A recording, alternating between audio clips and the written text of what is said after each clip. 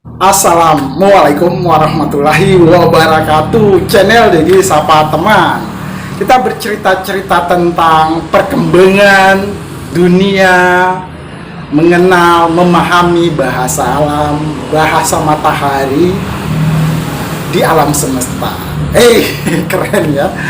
Jadi seperti apa ya? Istilahnya kita lebih mempelajari ilmu pengetahuan alam. Channel Dedi Sapa Teman.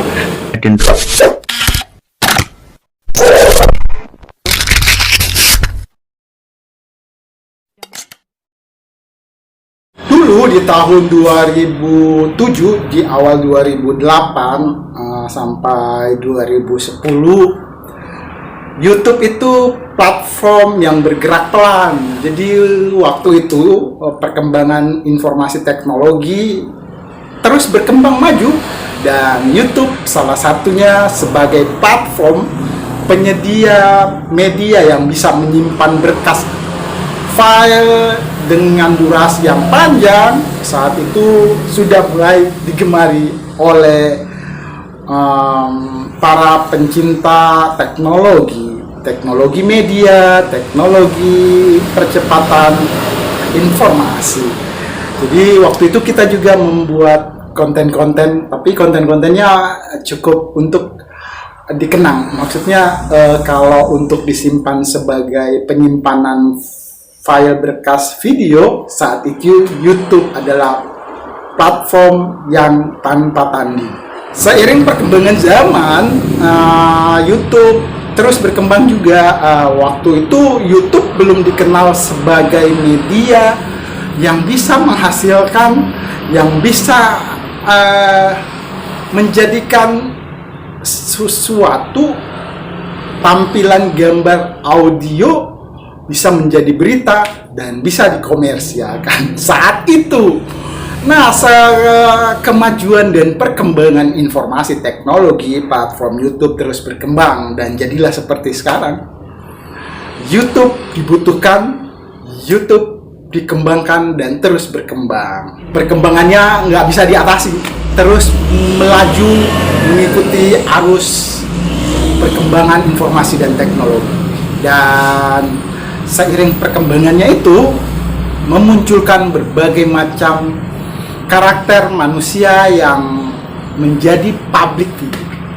Dan di YouTube semakin orang terkenal dan populer, semakin juga dihargai. Karena YouTube adalah jaringan dari perusahaan besar seperti Google, makanya dari YouTube, dari AdSense Google memberikan penghargaan bagi orang-orang yang kreatif, yang bisa memberikan kemajuan, yang bisa memberikan perubahan di kehidupan di dunia, di alam semesta. Maka timbullah berbagai macam karakter dan konten yang dihasilkan oleh para konten kreator di YouTube. Karena saat itu YouTube satu-satunya platform yang menyediakan media untuk bisa mempublikasi atau lebih ke mempromosikan siapa, di mana, bagaimana, dan seterusnya. Jadi di zaman itu, di 2008, 2009, 2010, orang menjadi banyak populer secara instan ya, lebih kepada ini viral karena sesuatu dan lain hal ya, yaitu karena ide-ide konten kreatifnya, entah itu berdasarkan view, banyaknya penonton, ataupun banyaknya pencarian yang dilakukan oleh para penggemar yang tiba-tiba meledak. Jadi tiba-tiba meledak karena viral, karena lebih sering ditayangkan di media sosial. Itu yang menyebabkan semakin banyak orang dengan karakter berbeda-beda menjadi populer dan terkenal seketika. Maka bermuncullah para konten-konten kreatif, para ide-ide kreatif menciptakan sesuatu yang baru, di peradaban baru di YouTube, yang bisa dinikmati, bisa disaksikan, bisa diambil manfaatnya oleh para netizen yang sebutan sekarang ya. Kalau di zaman dulu sebutannya apa ya? Viewer atau penggemar. tiba-tiba menjadi terkenal, menjadi viral karena ide-ide konten kreatif tadi. Jadi di zaman dulu yang viral itu seperti perilaku. Jadi kalau kayak artis yang tiba-tiba viral, ya seperti itu, muncul di platform YouTube menyanyikan atau mengcover lagu. Lalu ada juga ide-ide kreatif seperti tutorial, kulineran, atau ya itu tadi, perilaku-perilaku yang membuat orang penasaran dan terhibur. Itu yang menjadikan para pengide kreatif menjadi tiba-tiba terkenal dan tiba-tiba populer. Jadi jalur yang ditempuh di YouTube. YouTube terus berkembang menciptakan sesuatu peradaban. Kalau secara teknisnya ya, di zaman dulu YouTube itu sangat baik. Jadi setiap ide kreatif, setiap konten kreator yang memasukkan idenya di YouTube langsung diterima, dan perkembangan promosi di channel YouTube tidak begitu signifikan tapi otomatis populer. Jadi perhitungan algoritma YouTube saat itu masih sederhana barangkali, tapi seiring perkembangan zaman semakin ide-ide kreatif semakin banyak berkembang, tumbuh, dan semakin berseliweran, algoritma YouTube juga makin berubah.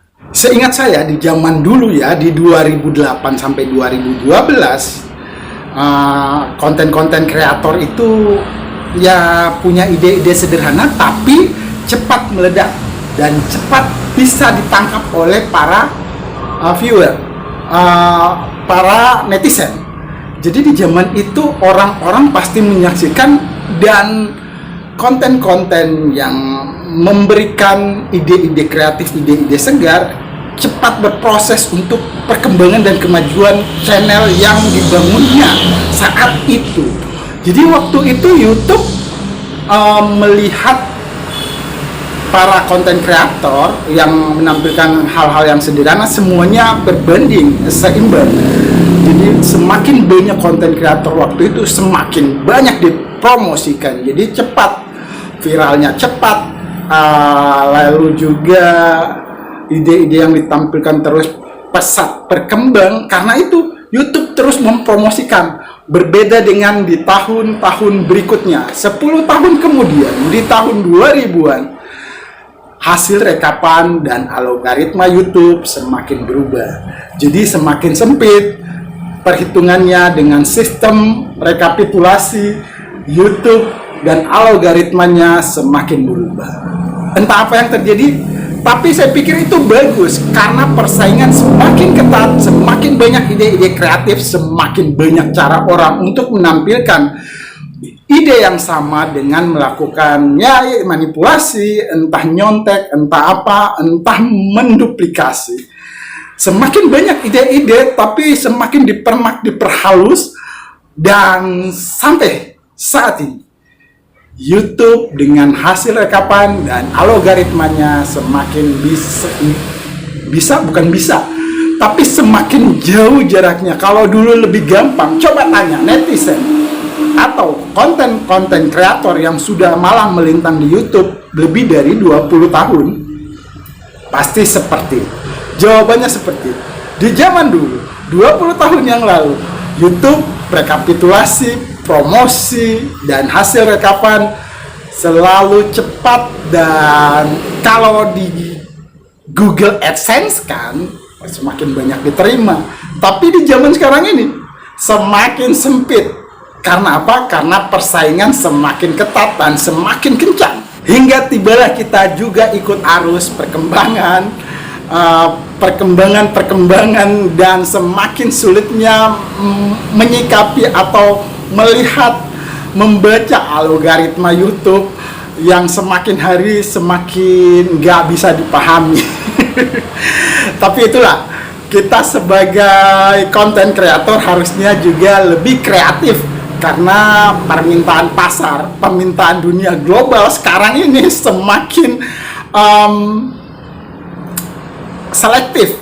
Jadi melihat sesuatu tidak harus evergreen. Evergreen itu apa? Dulu kita sering dinasehatin, sering diberitahu bahwa buatlah konten-konten yang evergreen. Ya itu benar, dan sampai saat ini pesan-pesan itu masih terngiang. Itu benar. Ciptakanlah konten-konten yang tak lekang oleh waktu. Jadi setiap saat orang mencari pasti menemukan, dan pasti konten kita terus bisa disaksikan, atau dengan kata lain konten kita kekal abadi di platform YouTube. Akhirnya kita serumput dulu.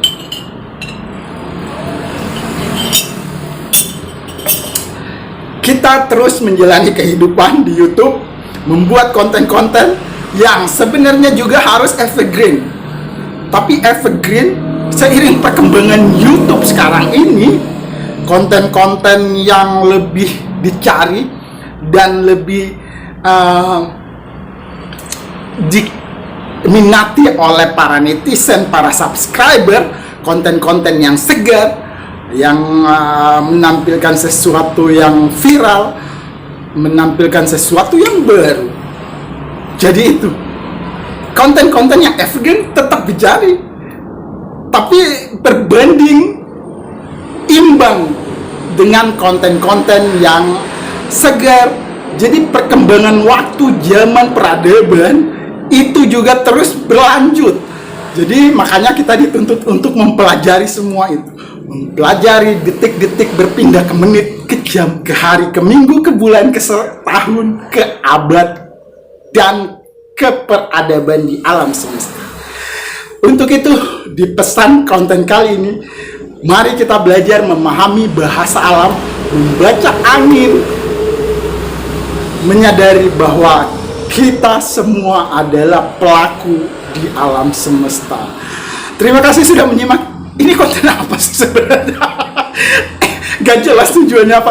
Tapi yang jelas, teruslah tumbuh, maju, berkembang bersama YouTube. Buatlah konten-konten yang berguna dan bermanfaat, tak lekang oleh waktu. Terserah rekapan, hasil rekapan, algoritma terus berubah, kita juga terus berubah. Terima kasih menyimak konten kali ini di channel Deddy Sapa Teman. Sampai ketemu lagi. Assalamualaikum warahmatullahi wabarakatuh.